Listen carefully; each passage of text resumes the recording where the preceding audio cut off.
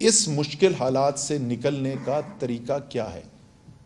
मुझे सियासत में अब थैंक्स टू इमरान खान को 10 साल से ज़्यादा हो गए, ऐसी बड़ी बेहतरीन ज़िंदगी गुजरी थी खान साहब ऐसे खान साहब ने नहीं, पाकिस्तान को तुम्हारी ज़रूरत है। अच्छा जी, और थैंक यू फॉर दैट, और थैंक यू फॉर दैट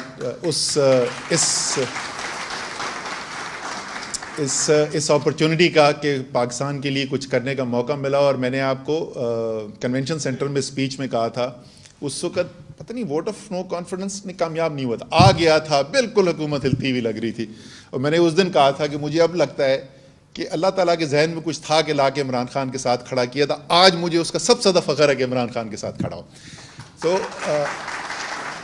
लेकिन इससे पहले मैं कॉर्पोरेट वर्ल्ड में था, और आपको पता है रिजवान, तुम्हें पता है मुझे सितारा इम्तियाज़ मिला था। पता किस बात में मिला था?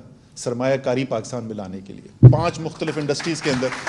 तो मुझे सरमायाकारी के बारे में कोई 1-2 चीज़ें पता हैं, और मैं आपको बता रहा हूँ कि कोई दुनिया में नई मईशत ईजाद नहीं कर सकता जब तक गैर यकीनी की सूरत हाल है, मईशत रिकवर नहीं कर सकती।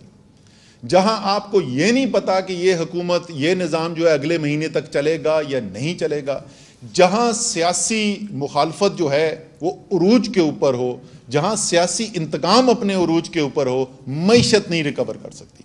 तो अगर कोई भी शख्स जो फैसला साजी की पोजीशन में बैठा है उसको जरा सा भी दर्द है पाकिस्तान का, तो इस वक्त इस बहरान से निकालने के लिए सिवाय एक नए मैंडेट के, एक नए इलेक्शन के और कोई रास्ता नहीं है। बहुत बहुत